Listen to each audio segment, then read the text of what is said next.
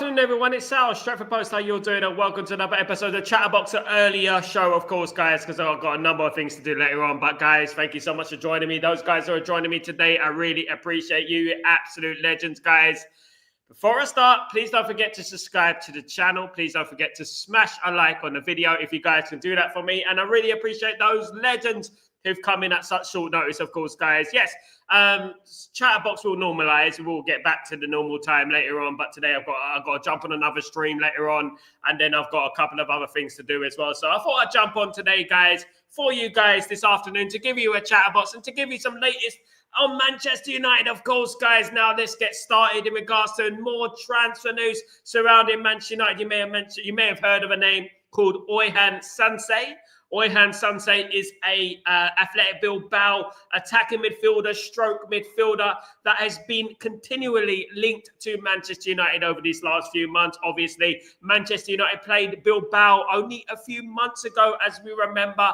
A great game for Man United in the end, but Manchester United, even back then, were linked to this player, Oyhan Sansei. Oyhan Sansei has 4 caps for Spain. He is 60 million euros valuation, quite a pricey player. But Manchester United are incredibly interested in this player, guy. Only 25. Is that age, guys? Is that age? Is that age that Manchester United are looking at the moment? That age where he's like, between the young and between experience. That's what Man United are looking at the moment. But Oyhan Sansei linked to Manchester United again throughout Europe. And listen, the guy's versatile. He can play in centre midfield. He can play attacking midfielder. Decent player, of course. And as I said, guys, these names are going to resurface. There's a number of names that I've mentioned before that they're going to resurface because we are still interested in them. And most of the transfer wish list that Manchester United currently have was from over a year ago when Ineos first walked through the door, of course. And Oyhan Sansei is one of those names on the list, of course, guys. Absolutely exciting stuff. Look, I'm glad that we have contingency plans. I know we're not going to sign all these players. I know that there's going to be 1 or 2 of those players coming in, and that's about it. But it is interesting to know which players Manchester United are interested in. What is our contingency plans? Who can we possibly get in? But it's very likely, guys, that Man United are going to be making moves in that midfield. The midfield is going to be completely revamped. Of course, it is incredibly likely that this could possibly happen, guys, which would be absolutely fantastic. And, guys, if we got this done in the summer, I think we'll be in a lot better position than we are right now, if I'm being totally honest with you guys. We should have got this done in the summer. Absolutely, we should have done. But unfortunately, it is what it is, and we have to move on. And Oyhan Sansei, Manchester United, Athletic Bilbao. How do you think about that? How do you like your eggs? That's how it's done, guys. Absolutely great stuff, of course. Now, guys, another player you may not have heard of. Stretford Post exclusive is Said El Mala. Said El Mala is a 19-year-old attacking midfielder, left winger, right winger. 19, currently playing for Köln in Germany, FC Köln in Germany. Now, guys, this guy has 4 caps for the Germany under-21s, highly rated player. Also wanted by a number of clubs, including Bayern Munich, of course, also wanted by them. Manchester United have inquired about the possibility of Said El Mala. What's great about Said El Mala, again, is the fact that he can play on the left, he plays on the right, he plays attacking midfielder, he plays on the left, he plays on the right. Absolutely, we remember that, don't we? Certain Cristiano Ronaldo song, of course, guys. But yes, Said El Mala is the player, and he is being linked with Manchester United this afternoon. Of course, guys, he is valued at around 18 million euros. So it's not exactly going to break the bank. He's not cheap, but it's not exactly going to break the bank. But Said El Mala linked to Manchester United, another one off the conveyor belt. Right age, 19 years old, FC Cologne. It's funny, isn't it? Because the Bundesliga are producing so much talent these days. There's so many players coming through the conveyor belt in the Bundesliga, of course, and lots of talent is coming through the ranks there. What is going on? What is in their breakfast? What's in their coffee? I want to know what is, guys. But yes, great news in regards to some transfer dealings, of course. Another player, guys. Not bringing you one, not two, but three players. Of course, is Anthony Robinson. Now, we all know Anthony Robinson, American international, 55 caps in the USA. Left wing back for Fulham. Now, Manchester United are having a look at Anthony. However, Anthony Robinson, his price tag is a little bit steep. It is around 35 million euros, and for a 28-year-old. It's something that I don't think Man United should do, considering we got Dorgu on the left. However, as many of the community have said, Man United need another wing back. We need a left wing back. We need a right wing back. Anthony Robinson has been linked with Man United in the past. As we know, in the summer, Manchester United were linked to Anthony Robinson. And, there was rumours that he could have signed for Manchester United, of course, guys. Absolutely. Anthony Robinson, Fulham, 54 caps for USA, 4 goals. 35 million euros, can play left midfield, can play left back. So he can be a left wing back. You got it, guys. Absolutely. He can be a left wing back.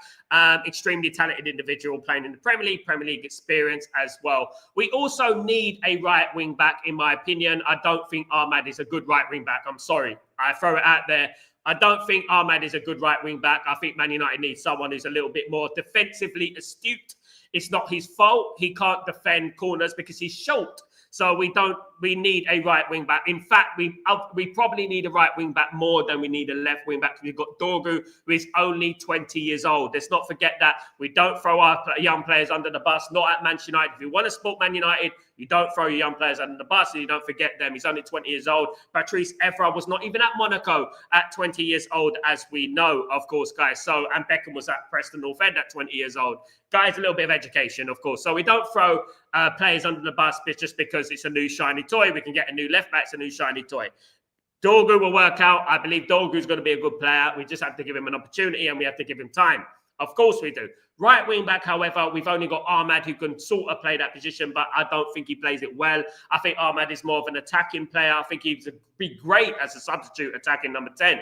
It'd be brilliant. But the fact is is he going to be taking a substitute number 10? This is the thing, isn't it? Will he do that? Will he take the mantle as a substitute? I don't know. It's another story, of course, guys.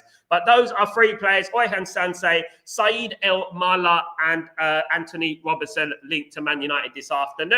Of course, guys, over here in the UAE is where I am, guys. Absolutely. So there's something to look forward to, of course, guys. But as this window comes closer, it starts getting closer. We've only got less than 2 months before the transfer window opens. Very, very exciting stuff. What are Man United going to do? Are Man United going to fix that midfield? Are they going to do it? Can they fix that midfield, which is the most important part of the pitch at the moment for Manchester United? Will they do it? I would like to think so. I would like to think we're at least getting a loan deal, of course. It's very unlikely Man United are going to do anything of significance unless players leave. Man United are not going to be spending 100 million in January. That's never happened. It never will happen unless Man United offload a few players, which I don't think is going to be the case, because obviously the AFCON is around.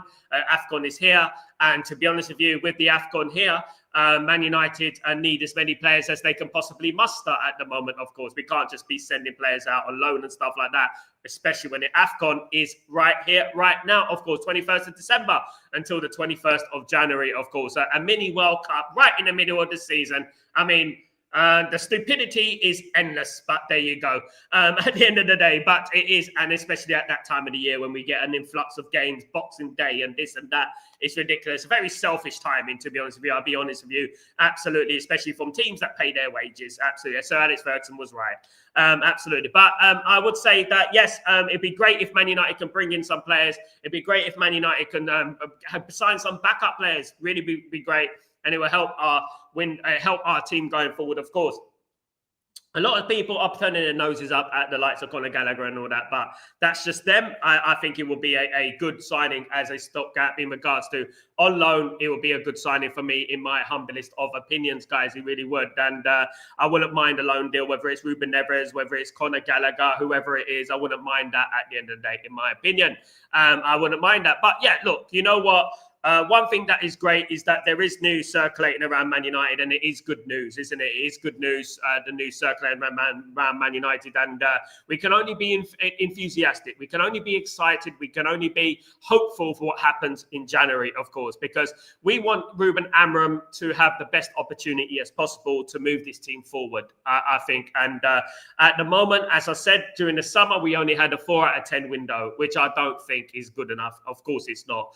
We needed an absolute amazing window. We signed a few attackers, fair play. But in regards to the midfield and the defence, right wing back, left wing back, a goalkeeper we've got last minute, thank God. But we were left threadbare in regards to that. And I think Ruben Amorim hasn't been fully backed. Hopefully in January we will get some reinforcements, and Ruben Amorim will have a much more effective chance of being successful this season. I honestly think that he will be successful this season if the players come in of the ilk that we're talking about. Every single player that we're being linked with has something about themselves that is, promising, that is exciting, in my opinion. And I would love an Oyhan Sansei. I would love a Said El Mala. I would love all the players that would be linked to Adam Wharton, Elliot Anderson. These type of players I would love at Manchester United. And I think we will sign a couple of gems, whether that be January or whether that be in the summer. It does look more like the summer. January looks like Conor Gallagher, players of that ilk. We do need players as a backup, obviously, because of the AFCON. Ruben Amorim, obviously, there was rumours about Ruben Amorim doesn't want any stopgap signings. He doesn't want any more stopgap signings. I don't think this is necessarily true. This is coming from Fabrizio Romano, that Ruben Amorim doesn't want any stopgap signings. I can't see why he wouldn't want any stopgap signings. I can't see why he would be presented with a couple of loan deals in January and he would just turn his nose and say, no, I don't want them. I don't think that's going to happen, really, do you? I think that if Ruben Amorim was offered Conor Gallagher right now in January, I think he probably would take Conor Gallagher right now, considering that the squad depth is not as strong as it should be. Of course. Now, look, Endrick of Real Madrid, of course, has been available for loan in January. Guys, a number of teams are interested in the signature of Endrick, including Manchester United. As we know, we're going to be losing Mbeumo and we're going to be losing Ahmad in January, of course. So Manchester United are looking to reinforce themselves with another attacking player, whether that be Endrick, whether that be Lucas Paqueta. There's a couple of players there that Man United could bring in. However, it is more likely Man United do a loan deal. Paqueta is going to be extremely difficult to do a loan deal, as West Ham only want a permanent deal at the moment.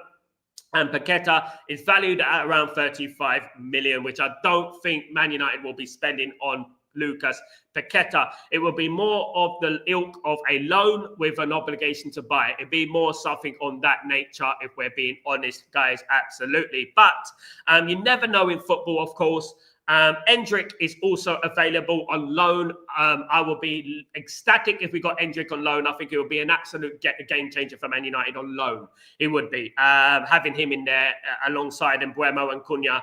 I don't think you can go wrong with that, guys. Don't think you could go wrong with that. And obviously, it will be expensive. Real Madrid will be looking for a compensation fee for Endrick in regards to the loan deal. We'll probably get about a 5 million or to 10 million on that. And plus, obviously, the wages will probably have to pay a percentage of the wages as well. So Endrick is one to look at. Lucas Paqueta is one to look at as well. If we're thinking about a loan, Conor Gallagher, if we're thinking about a loan, guys, absolutely. It is something to look out for. But names are reaching me every single day. New names are reaching me every single day. Said El Mala is one of the players reaching me today, which, you know what, very talented. And he's a different player as well, 19 years old, attacking midfielder, Germany under 20s, can play left wing, right wing, can play in that position that Ruben Amorim loves. And what Ruben Amorim is looking at the moment is players that are versatile, players that can play in a number of positions, not just one position, to help with the squad. And I think that this is a modern style of football, like a bit like what we're doing with Angelo Stiller. Angelo Stiller is primarily a CDM, but he can play the number 8 position as well. He can play a couple of positions there, so he can fill in the void when need be, of course. As we know of Angelo Stiller, sometimes Angelo Stiller comes across as an attacking midfielder, but he's actually a CDM by trade, of course. Manchester United have been scouting Angelo Stiller for a few years now. I first mentioned Angelo Stiller well over a year now on Stretford Post, of course, and Manchester United are very, very interested in Angelo Stiller. But that goes to say with every single midfielder that I've mentioned over this last few weeks, indeed months, with Manchester United about the midfield positions, how many players that we need, the midfield, the wing backs, the striker, the defence. We need a lot of players, guys, absolutely. Man United needed a rebuild. We got sort of a few bricks here and there, but we didn't really get a rebuild, did we? If we're being totally honest with ourselves, guys, we didn't get a rebuild. We should have got a rebuild. But, guys, this can be mended. I'm glad where Man United are at the moment. We're only a few points away from the top four. Of course, 2 points, I believe, away from the top four. And because of context, we're not there. It's only because of context. And I'm talking about the penalty miss against Fulham, which was a nonchalantly missed by Bruno, of course. He let the referee get to him, which he shouldn't have done. He should have passed the ball over to Cunha or something. And then, obviously, the game against Arsenal, which I felt like was a foul, and we should have at least drawn that game. And it was also a mistake from Bayern. Of course, I believe if we had Senny Lamens in goal against Arsenal, that wouldn't have happened, and we will be in a better position right now, of course, guys. Of course we would. I don't think we would have, lost that game. But you know what? The two games that concern me, obviously, are Brentford and Man City. I felt we gave up in those games. And I haven't forgot about those games because those games were not good enough in regards to our performance levels. Against Brentford, we should have lost 5 or 6-0. Against Man City, we should have had the same happen to us, and it shouldn't happen. But we've had some performances this season that have made me feel excited, made me feel more hopeful in regards to the future. And then when we're being linked with a few players, we're being linked with the ilk of players that we're being linked with, it doesn't help but make you a little bit excited, guys. You have to be the most miserable person in the world not to be a little bit giddy, of course, guys, and a little bit excited, of course, absolutely. Now, Man United is a circus. It is, and we have to talk about this. Man United have always got something going on that is obviously disrupting things and upsetting the fan base. Now, what's upsetting the fan base at the moment is obviously United Strand, the guy with the afro, not clean, cutting his hair until Man United win 5 games in a row. And there's only been 3 teams in the last year or so, I believe, that have won 5 games in a row. You know what I mean? And I feel like as much I've spoken to this gentleman, I know this gentleman, I just feel like, all due respect, he's done very well. Of course, guys, he is, let me just read this, the message. Hussam said, great goal, to be honest. Hussam just messaged me, funny guy. He said, great goal from Ahmad, says Hussam, and he's a Liverpool fan, so there you go. Absolutely. Yes, guys, so... yeah, look, I don't agree with bantering Manchester United. I don't agree with it. However, this is the world we live in at the moment. I don't agree with bullying him. I don't agree with that either. What I would say is that, people are using this now as a tool for Manchester United to be bantered with, and everything's going towards that, and it is a money-making scheme. He has done this charity thing, of course, just to put sugar on it. You know what I mean? I know, but we weren't born yesterday at the end of the day. And I feel like, when you're talking about things like this, when you're talking about these guys, he wanted money to come on my channel. He agreed to come on my channel. Then he turned around to me and said, I need money. I want money. And this is what happened. It's an exclusive for you. He said, I'm going to come on your channel. I want to come on your channel. But, and then everything was fine. And the day comes and he made up some excuse that he can't speak. His throat is gone. And then he wanted money to come on my channel. Now, I've had the likes of Tony Cotti, Ben Jacobs, Mr. Robson, the journalist, Jamie Jackson, Jason McAteer, you name it, I've had on this channel, guys.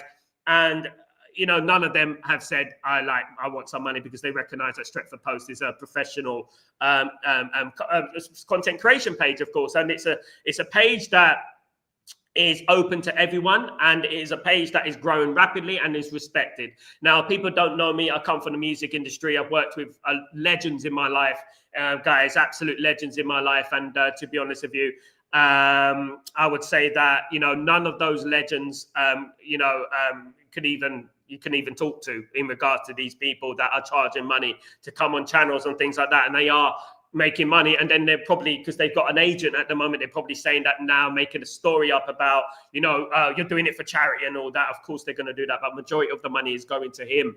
Of course it is. He's making money at Man United's down. No, look, Man United are performing well, thankfully. Thank God. Man United are performing well. But what I would say is this, right, in regards to this, is that nobody, guys, nobody wins 5 games in a row this time. It's very easy. It's very hard for teams to win 5 games in a row. It is very difficult for teams to win 5 games in a row. It is, even the best teams. I think only Arsenal have done it or something like that over the years. And this is obviously a scam, a scheme. And that, I would like to address that with him. And this is why I wanted to bring him on the channel, to try and get an idea of what his aim is to do. Because at the end of the day, I want to ask him, if teams haven't won 5 games in a row, only 3 teams in the last year, why did you make that unexpected expectations for Manchester United when we haven't done that? But he just fed into the narrative. He fed into the narrative that he wanted to charge me for coming on my channel. And firstly, he agreed, by the way. He agreed. He said, I'm going to come on the channel. Yeah, it'd be great. What are we going to do? What are we going to ask me? And da-da-da. And I wanted to get behind his history. I wanted to get behind the history of the guy. I wanted to get behind why he's doing it. What's the real reason he's doing it? What's the narrative? What is the reason he's doing it?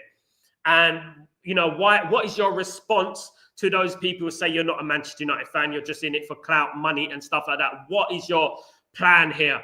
And that's what I wanted to know. That's what I wanted to see. And that's why I wanted to bring him on the show. So originally he agreed to come on the show, and then he said, he said, look, I need money, and da-da-da-da. He made up an excuse before that he's so and those sort of people, look, listen, at the end of the day, you've got to be real with me. I'm a real guy. If you don't want to come on the channel, don't just say you don't want to come on the channel or want to get paid if you want to get paid and stuff like that. I don't pay people to come on my channel, by the way. People want to come on my channel. You have to want to come on the channel. We're Manchester United community at the end of the day. That, you get exposure from real Manchester United fans, of course, guys. And I want to bring this in it. I want to bring this to you guys. Manchester United, in regards to the club, I love the club. I want the club to do well. I want the club to win 1,000 games in a row. Of course I do. If it was down to me, Man United will win every single game we play, guys. But one thing I loved about Man United before I started supporting Man United, and I didn't have a pot to piss in when I started supporting Man United, right? And I fell in love with a VHS tape and a magazine. Right, and I fell in love with the history of Manchester United. I fell in love with it. And I fell in love with the Busby Babes, the 1958 Munich disaster, the adversity to the stars, winning the league in 1963, winning the European Cup for the first time English teams in 1968, from the relegation in 1974, to becoming a cup team in 1980s, to stopping Liverpool winning the treble in the late 1970s, to winning our first title in 26 years in 1993. This is exactly what I fell in love with in regards to Manchester United. This is why. It was never a money-making scheme for me. It was never something that I can go out there and I can make loads of money, loads of skrilla. You don't think I could have done things on this channel that make money? You don't think I could have done that? At the end of the day, but I don't, because everything I earn from this channel helps me with the channel's running, basically the upkeep of the channel. It helps the channel run. It helps me do the things I do. In regards, people forget about thumbnails, I do myself. I need the graphics, I do that myself. In regards to the electricity that I have, the lighting and stuff. Watching the football, doing this without the football, going out, studying this, studying that, reading about this and getting the news out, and traveling by car and taxi.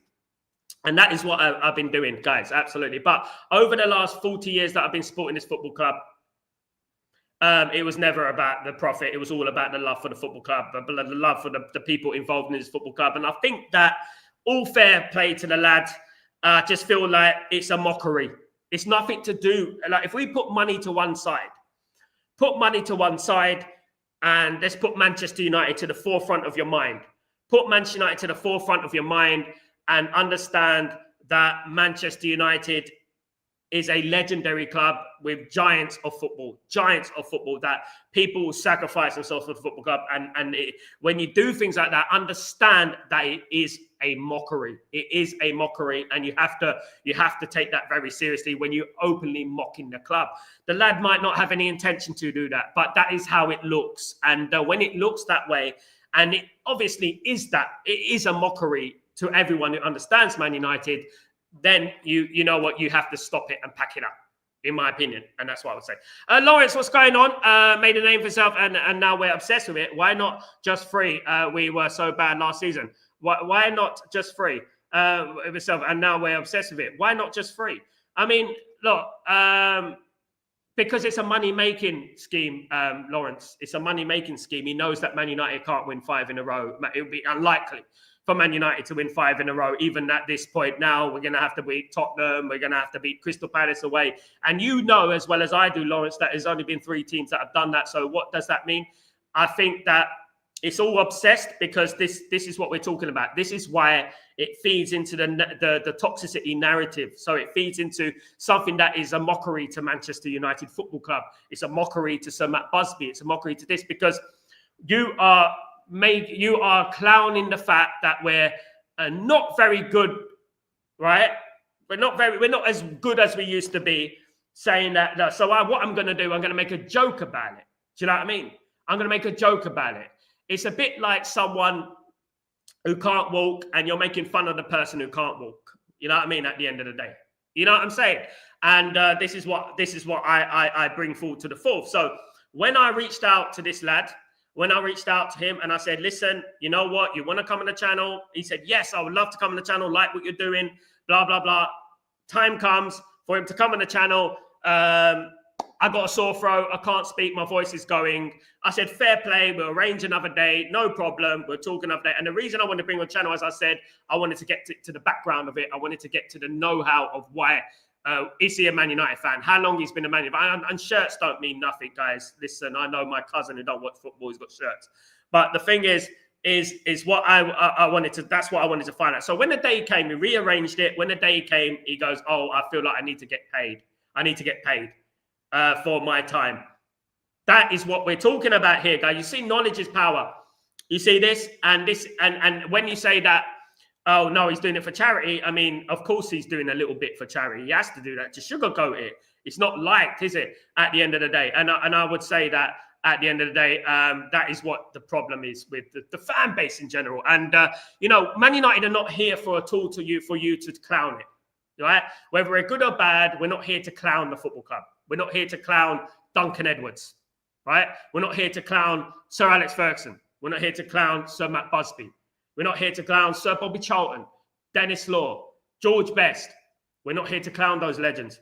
And when you do it, maybe inadvertently you do it, it does clown those legends, in my opinion, and that's what I would say. So good afternoon, Garrett. How you doing, my friend? I hope you're doing well. Good to see you, my guy. Good to see you. Hope everything is blessed with you. Welcome to Stretford Post. Welcome to Chatterbox, everyone in the stream. Of course, guys, really appreciate everyone who's joined me today. Sorry about the late notice as well, guys. I'm going on another channel later on, of course, so don't forget to join me on that one as well. I'll be on Judge Mo's channel at 2 p.m. UK time. 2 p.m. UK time, I'll be on Judge Mo's channel, of course. Yeah, look at the transfer that guy got from something like that. This is where the world is now. Dave, you're absolutely right. And this is where the world is now. And unfortunately, I don't like where the world is now because, you know, you, me, everyone, when I supported this football club, it meant something to me. You know what I mean? It meant something to me. When I see 1958 memorials, when I see people going to Munich every single year, when I see these things, it sends a chill down my spine. Now, when people think about Man United, whether we win a game now, or we lose a game, or we draw a game, we're automatically thinking about this gentleman, right? And I know it's stupid, I know it's silly, but it is not only us, but the media and you know, Paddy Power and all these idiots, these mockery betting companies and stuff like that, making money from betting companies to promote the fact that Man United haven't won 5 in a row when only a couple of teams have done it in a whole year. Do you know what I mean? And that is not what Manchester, I don't care if he's a good lad or not. I don't care. It's nothing to do with that. It's to do with the football club. It's to do with the football club. You've got, I mean, at the end of the day, you wouldn't do that if you're a good lad, as I told you the story of what happened, of course, guys. And that's why he was supposed to come on the channel. As the time come, he said he's got a sore throat. He can't come on. So can he come on another time? I arranged another time. When the time comes, he didn't contact me. And then after that, he didn't contact me. He said that I want to get paid. Right? So it was all lies about the sore throat anyway. So that's what we're talking about here. And that's what we mean. And to be honest with you, me, who I know great Man United fans around the world, absolutely. Guys, absolutely. Stephen Maguire, what's going on, my friend? Hope you're doing well, Sal. Always put in the work and keep up the good work, pal. Thank you so much, Maguire. Hope you're doing well. Stephen, hope you're doing good. Good to see you, my friend. Dave, Sal, in your opinion, what realistic targets would be signed this January? Also, how much money for possible January targets do we have to facilitate? Now, look, you know what, Dave? You know, Man United were interested in Carlos Baleba, and we didn't end up getting him. Apparently, the fee was about 55 million to 60 million euros, of course, if not pounds. But what happened is that obviously it was too low, so Man United didn't sign him. But a big chunk of that money went to Seny Lamens. And this is what people are forgetting. I think about 25 – 30 million went to Seny Lamens deal. So Man United were left about, another 30 million. Just say 30 million. Man United were left with. Now, realistically, what can Man United do? Now, we have to look at this as the fiscal year, the financial year. The financial year doesn't end until – was it July, next July or something like that, right? So next July is when the finances reset. If Man United spend 100 million, for example, on Adam Wharton, it's going to eat up into our FFP and our PSR, which is going to be a problem. So Man United are looking at loan deals at the moment. And a couple of loan deals I've mentioned here: Oyhan Sansei, Said El Maha, Anthony Robinson, all these kind of players, Fabian Ruiz. That could possibly come to Man United on loan, and obviously Conor Gallagher and Ruben Neves and these type of players, which is more likely to happen. We don't have much money to spend. We may have money, but Ineos don't want to spend it. And that's what it is at the moment. We have to be honest with ourselves, of course, guys, absolutely. Big up, Dave. Yeah, so I'm expecting something to happen in January, and I'm expecting a couple of players to come in, but it's not going to be an absolute money bath. It's going to be a loan thing. And I believe it will be a loan thing. I believe the loans will come in, and I think that would be good enough. I think, look, the thing is, in regards to Conor Gallagher and players like that, I just feel like that will be a great signing for Man United on loan. I don't feel like why anyone would turn their nose up at that Premier League experience, England international, bringing him into the football club, played in La Liga. I think it would be good for the squad. However, I think that Man United do need to cover that right-hand side. We've got nobody else. I mean, obviously, Mbeumo and Ahmad are leaving to go on the AFCON, so Man United do need to bring in the right-hand side and fix that right-hand side a little bit better, if we're being honest with ourselves. Because what we can do, we can obviously move Manu into the middle, move Dalot on the right, Dorgu on the left. But then you're left with a very, very thin squad. If anything happens, God forbid, and we get any injuries, and then we're going to be like, we ain't got no one else. So I do think Man United need to make business in regards to that. The AFCON starts on the 21st of December, ends on the 21st of January. So around the 1st of January, Man United could possibly do some deals in regards to anything, because Man United need numbers, definitely.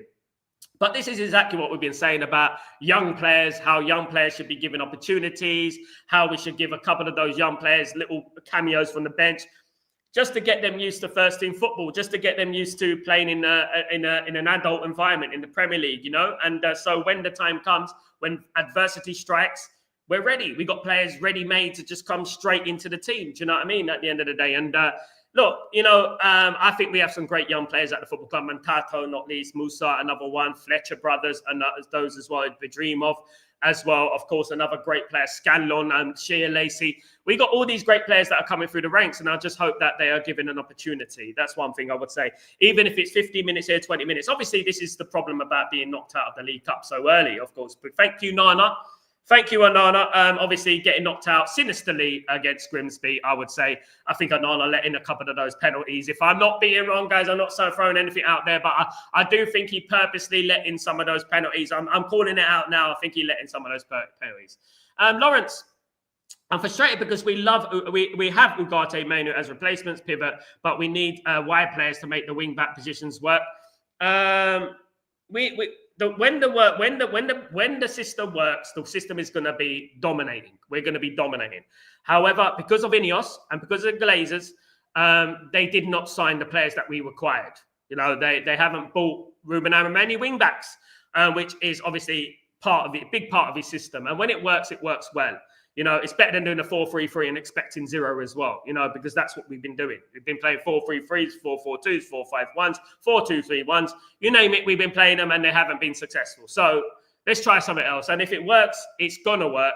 And it's proven it can work. We've beaten Liverpool and stuff like that. Who beats Liverpool at Anfield? Full Liverpool side, by the way. Who beats a full Liverpool side at Anfield? Not many teams. I can name a few right now who haven't beaten Liverpool over this last few years at Anfield. And I think that it shows that it does work. However, we need better players in those positions, and that's it. And that happens with 4-3-3 and everything. At the same time, we play a 4-3-3. You move Bruno into that midfield, it's going to be the same old issue. We still got Dalot on the right back. We still got Dorgo on the left back. It's still going to be the same thing. Do you know what I mean? At the end of the day, Dalot making mistakes, same thing. You know what I mean? And obviously, one of them will drop to the bench, i.e. Ahmed. Gareth. Sal, if I'm not mistaken, we got Bruno in January. Yes, we did, mate. Yes, we did. We chased him for a very long time, though. That's what the cup should be for. Some youth players, then first-team players for the top four or the title. Stephen, but we ain't got no cup football. We got knocked out by Grimsby. We felt it necessary to get knocked out by Grimsby, didn't we? And thanks to Onana.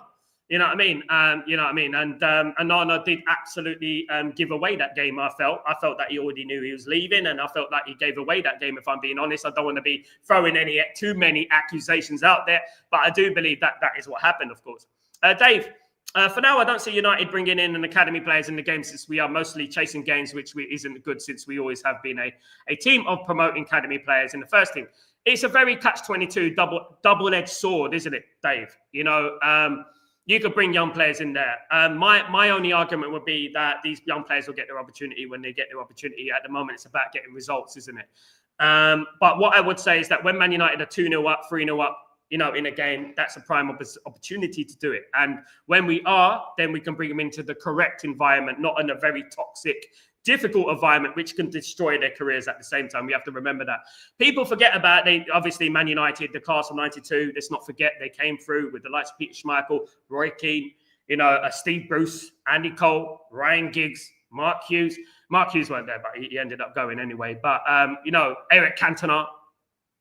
So those players came in with those players already in the team.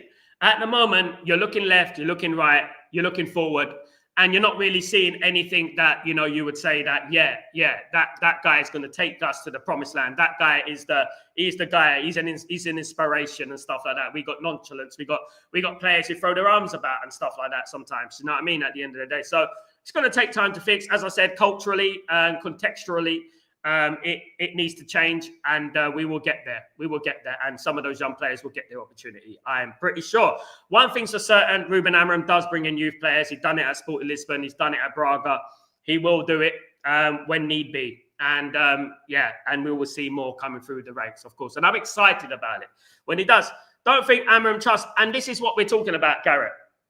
We don't know what goes on behind the scenes. We only know what happens with our own eyes, isn't it? You know. We look at things and we think, oh, he's not playing Manu. Oh, he's not playing Ugarte, because he's not being fair on them.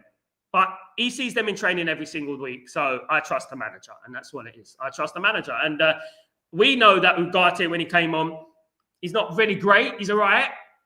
And I'm a guy who believed in him. I'm a guy who backed Ugarte, wanted to sign him. We were chasing him for ages, weren't we? I'm a guy who believes in him. I'm a guy who trusts him. In regards to Ugarte, but he's not performed. It's as simple as that. And we have to be honest here.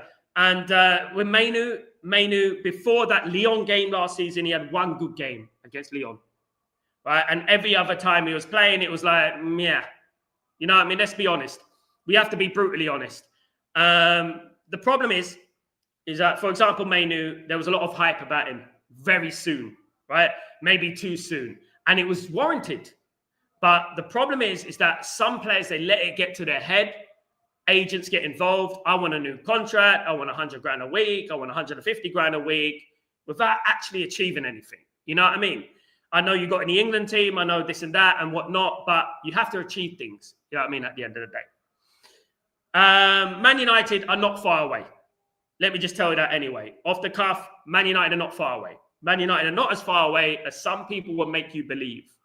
Right, we're literally 3 points from flipping second place, guys. Do you know what I mean? So I would say that it's not about an overreaction. We be calm, we stay calm, and when the time comes, the players will get their opportunity. But at the moment, we're not losing games. We're not winning. Yes, we didn't win against Nottingham Forest, but we didn't lose, and we showed a good character to get back in the game. Beat Tottenham, and it's back to normal. I want money to go a wing back rather than a CM in January, but then I disagree with Ruben on Ugarte and Mainu. But we don't know that, Lawrence. Why do you disagree? Do you know more than him? Do you know what's going on in training? Because I've heard some things that I can't tell you. You know, there's some things answering back, rudeness, things like that, you know, what you can't really tolerate at Manchester United. And you have to know what's going on behind the scenes. Ugarte's played, but he hasn't played well. And, you know, that is the fact. And at the moment, Casemiro is 10 times better than him at the moment. You know what I mean? And we have to be honest about who scored the goal against Forest. It was Casemiro, you know what I mean? And Casemiro has been one of our bright spots this season. We have to say that, you know what I mean, at the end of the day. Mainu and that have to earn their place. It's as simple as that. You know what I mean? At the end of the day, if they're not willing to put in the work in training, and if you remember last season, I mean, everyone wants to talk about what happened last season, but no one wants to talk about Mainu, what he did, and no one wants to talk about how his performances were poor. You know, and we have to look at that, you know, in a way. In Amram we trust, absolutely. Dave, if we have a good window, we can be competing against, since our recruitment team have put on a good focus on buying profiles rather than money. Yeah, you're talking to a guy who knows, Dave, who's got an inside knowledge, mate. So you don't need to tell me, mate. So yes, it is that. I'm not surprised, Sal. I assume Ruben and Kobe had a big fall. There was a big fallout. Let me give you a start, but let me give you an example of what happened. There was an F word, an F bomb, F and an O bomb. F and an O bomb, yeah, but that's been happening for a while. What happened with Anthony? The same thing. He was told to track back. He was told to do the ring back position. He was basically said no. What do you do? Now, since then, Mainu, every time he's played, he's been a little bit. I don't know, lethargic. I don't know what the word is, but he's not been up to scratch. He's not been up to levels that we expect Manchester United player to be. Of course, do you know what I mean? And yeah, look, you know what? I wish him all the best. That's all I can say. I wish him all the best, and I hope he succeeds, wherever he is. I like him. I know we're human beings. We make mistakes. You know, we get angry. We get frustrated. That's life. At the end of the day, and things happen, you know. Also, is it true that he told off Dalot? Dave, yes, yeah. Don't be surprised if you see Dorgu against Tottenham. You know, look, Dalot shouldn't be playing left wing back. That's pretty evident.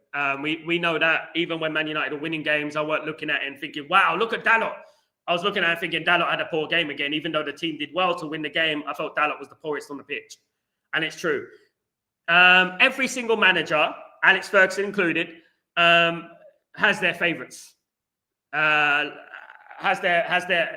single manager you see in the world are biased. That's just the way it is. You know, whether we get a new manager in or another manager, there's always going to be a manager that's going to be biased towards certain players. And Jose Mourinho was biased. Every one of them were biased. You know what I mean? At the end of the day. So I would say that if Ruben Amorim wants to have a better chance of winning, don't play Dalot as a left wing back. That guy has bozo moments. I also want to talk about, there was a lot of criticism on Ahmad. Some of it a bit unfair, in my opinion. But Ahmad ain't a right wing back. Ahmad is a winger. Ahmad is a number 10. And, you know what I mean? And he's too short to be defending corners against a 6-foot defender. Do you know what I mean? And that's obviously why we concede the goals, of course, guys. We have to be honest. But that's about it. Other than that, I think the team have been relatively good. We're not going to perform to the levels every single game. We're going to get better and better. I saw some great passages of play against Nottingham Forest. I don't know about you. Did you see some of the passing movements and stuff? It's getting good. But you know what? We need to get the final product there. My biggest concern out of everything that we've spoken about today is crossing. We need to get that ball in the box. Give us more opportunities. Take it easy, Stephen. Have a good one, mate. Enjoy it. Yes, mate. Absolutely. Thank you, mate. Have a good one. Don't spend too much. Yeah, look, you know, so I was a little bit concerned about, very concerned about the lack of crosses that go into the box. I mean, make crosses famous again. Make crosses great again, because I'm not seeing enough. There's no substitute, right? As a former defender, there's no substitute, right, for crosses going into the box. First time, in the box. It causes havoc. It causes havoc. It's better than all this cutting business, dilly-and-dallying on the ball. You know what I mean? It's better than that. You can mix it up. Of course you can mix it up. But sometimes you just need to concentrate on getting that ball in the box. That's it. That's it. That's all you need to do, rather than dillying and dallying backwards and forward and stuff like that. Do you know what I mean? You have to concentrate on creating for your striker. And this is exactly it. There's no coincidence. The same with Rasmus. Now it's the same as happening with Sesko. Not enough balls in the box, not enough creativity from the wings. And Dalot doesn't cross anymore. Dalot is obviously primarily right-footed, playing on the left. Ahmad is primarily left-footed, playing on the right. And this is the thing. I don't like inverted wingers, in my opinion. I've never liked inverted wingers, of course, guys. Absolutely. Amir, love your positivity, mate. Your positivity is nauseating, by the way. But your positivity is overhyped. I don't know whether you're a bot, Amir. You come here every day. Fair play to you. I don't know whether you're a bot.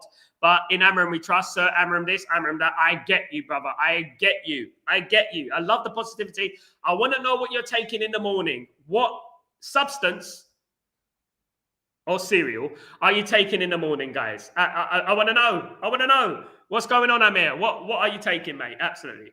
Now, guys, look, I'm doing the early show today because I'm going to be on Judge Mo's channel at 2. I was supposed to be on Judge Mo's channel last week. Apologies. It was cancelled. I just left the streams for that day. But I'm going to be on Judge Mo's channel tonight. Got representing Manchester United. Well, this afternoon in UK time, 2 p.m. UK time. Representing Manchester United, as I do with chest. I represent Man United with chest. Don't forget that, guys. You know what I mean? I would always represent Man United with chest. That's what we do here, guys. Absolutely. No Pamela Anderson. Good afternoon, Ephraim. How you doing, my friend? So we need players who want to fight for their place. Yeah. What I would say, guys, what I would say about substitutes and players that don't get opportunities, when they do get an opportunity, whether it be a crunching tackle, whether it be a goal, whether it be an assist, whether it be a magnificent pass, make something happen. Make something that we can remember you by. Did you see that pass from Mainu? Did you see that little bit of skill when he brought it up at the back? Did you see that? Make something happen. Do you know what I mean? That you look at and you think, you know what? Wow. That's what we're missing. You know what I mean? At the moment, be honest with ourselves. Do we see anything like that happening at Man United at the moment? Do we see players that take the game for the scruff of the neck, look, come on the pitch and say, I'm going to make a name for myself. I'm going to show the manager why I should be playing. You know what I mean? And I haven't seen that so far. You know, I haven't seen that. And players have come on. The first thing that Mainu did was give away the ball against Brentford, and they scored. And, you know, and look, that's the nature of the beast. That's the nature of football. Football's cruel. Football's not fair. Life's not fair. That's just it. They're rich enough. It doesn't really matter. You know what I mean? Cry me a river. At the end of the day, be ready when you're ready to come on. Be ready to do something spectacular, like you did when you first broke into the team. Do you know what I mean? And people weren't calling you slow. You know? There you go. People are saying you're generational. You know, and that's what you've got to get back to. There's a reason for a lot of things. It's not just what happens this season. It's what happened last season as well. There's a reason that things happen. There's a reason that people call you things. There's a reason behind that, of course. Big up Ephraim, by the way. Big up Dan. What's going on, my friend? Hope you're doing well. Sal, they didn't cross enough for Highland, and we get an even taller striker in Sesko, and they don't cross enough for him, 6'5" striker. And this is what it is. I've been saying this is why I would play during the AFCON. What I would say, I would play him like I would urge these players to try and get more crosses into the box during any time anyway. But I would urge these players to get more crosses into the box, get it in first time.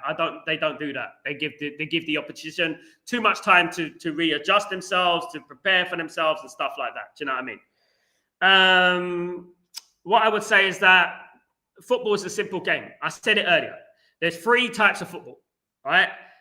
Playing around the team, through the team, and over the top. That's it.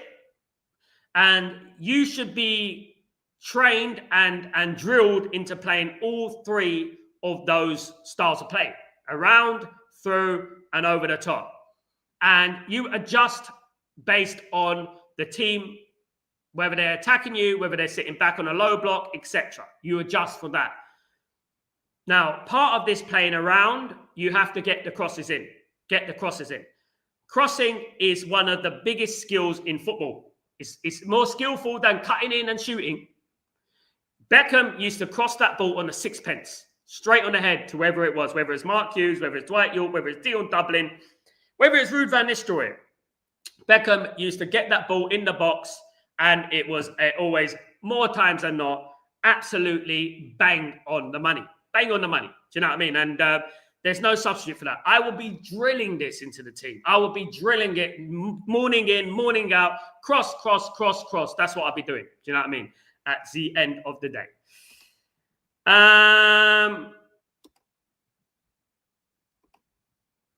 Ephraim, Sal, some of our fans are appalling. They are going on Sesko now. Look, you know, this is the fans for you. This is exactly what I'm talking about, Ephraim. Now, look, these are the same fans that I've been talking about a long time. You know what I mean? That want Man United to lose so they can get their wish of manager being sacked. Okay? That is who I'm aiming at. It's not about hold that. It's not about I told you so. It's not about that. It's about Manchester United. And I'll bring in the same energy with, obviously, United Strand. What is mocking the club?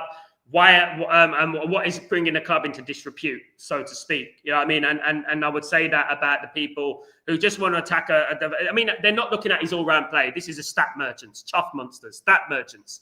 They just look at stats. They don't look at all-round play, right? Sesko is very difficult at the moment. Of course it is. But he has made an impact at Man United. He has. He's new at Man United. It's going to take time. I remember, was it Diego Forlan coming into Man United? And we all know Diego Forlan became a great striker, but he took about 15 to 20 games before he scored a goal. It happens sometimes. It's very difficult, especially when you're not getting the balls. But he will come good. Don't worry about that. But our duty is this. We need to support these teams, these players, should I say, this team. We need to support, otherwise they're never going to get good. The weight on their shoulders is going to get heavier and heavier. And then obviously we're going to be back to square one where we need another striker who can score goals, and we bring another striker in and we're going to be in exactly the same position as we were. Do you know what I mean? At the end of the day, people were slagging on Sesko. They can make their opinions on Sesko. They can say he had a poor game today and this and that. But there's a difference between criticism and abuse. You know what I mean? At the end of the day. There are people on Twitter, there are people on YouTube, there are people all around this social media hemisphere who do not support Manchester United. They're only looking at their opinion, clicks, likes. That's all it is at the end of the day. If you don't understand what I'm talking about in regards to bringing a club into disrepute, mocking the club, then I don't think Manchester United is for you. And that's what I would say, because if you feel that your football club is being mocked, it's being mocked if you're a true Man United fan. Know what I mean? Because I feel like the club's being mocked from certain quarters. Let me tell you something about Manchester United. We're hated.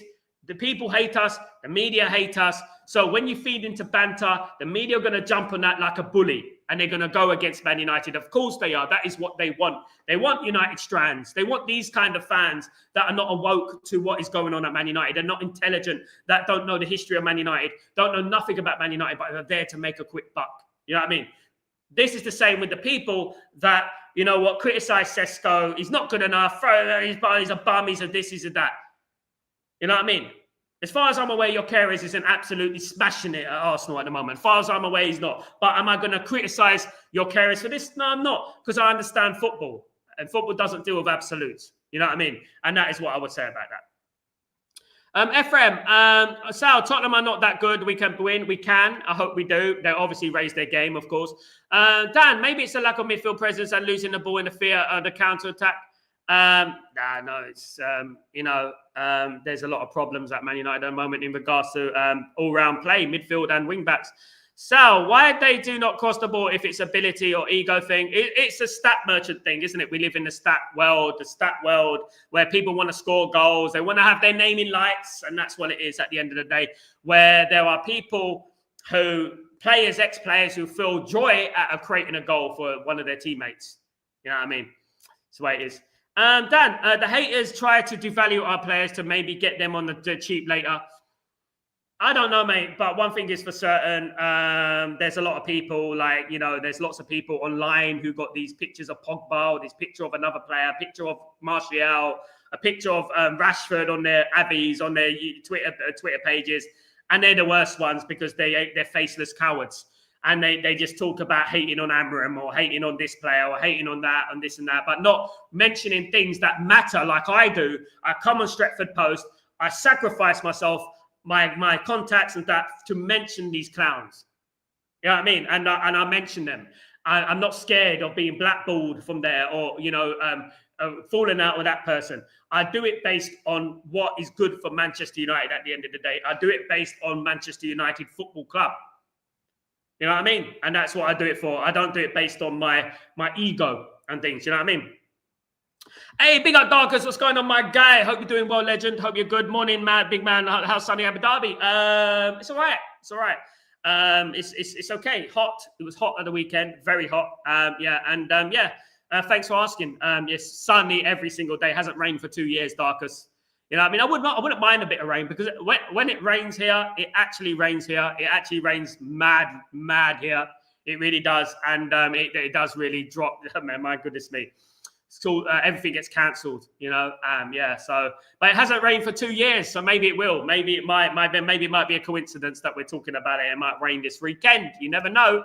Of course, guys, absolutely. But guys, we're gearing up for the massive game against Tottenham Hotspur. That is what matters, of course, at the weekend. And you know what?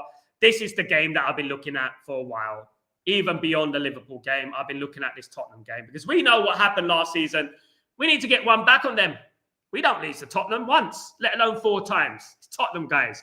We need to beat them. We need to put them to the sword, and we need to dig their grave again. Absolutely. This Thomas Frank comparisons and all that at the beginning of the season, let's shut down those mythical narratives, of course, guys. How he's such a great manager and blah-de-blah-de-blah-de-blah, as we heard, of course, guys. But you know what? Football is like a wet salmon. It slaps you in the face when you least expect it, guys. Absolutely. Like the tango man, you've been tangoed. Who remembers that? And that is what it is at the end of the day. And look, and it can change overnight as well in a week. You know, what's annoying is a lot of people went missing over these last 4 games. They went missing. Yeah, I was thinking about calling out a search party for those people, those fans. I was thinking about getting archaeologists involved and all sorts to find these fans who've been criticising Ruben Amorim. Oh, we get a draw. Oh, we get a draw, and then they pop, up they pop, up they pop. You know what I mean? At the end of the day. Sad existence. I mean, how can you support a football team hoping they lose? I just... So, I like Amorim. He will say as it is. I think Dalot will be benched next game. I think he was punished for the way... There was one moment when he ran for the ball. No, basically, there was a pass. It was meant to be a 1-2. And he should have done the follow-on with the run on the second ball. And he didn't run. And that's where Amorim lost the plot on him. He lost the plot. I'm nervous for Spurs when we play them. If Brazil turns up, prime Brazil, yeah. Real Madrid, they wear white kits. It's going to be like Real Madrid again, isn't it? We need to put them to the sword. No excuses, man. We need to beat them. If we draw the game, it's not the end of the world, but that would be 2 draws in a row, and you know what's going to happen. Oh, he's going, oh, look at him. We've drawn 2 games in a row, blah, blah, blah. You know what it's going to be. It would just be nice just to win the game, going to the international break in good vibes. You know what I mean? That's what I would say about that. Absolutely.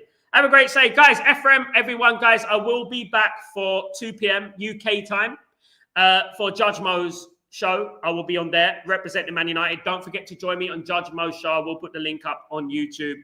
So don't forget to join me on Judge Mo's show, guys. Absolutely. And join me for that. 1 second.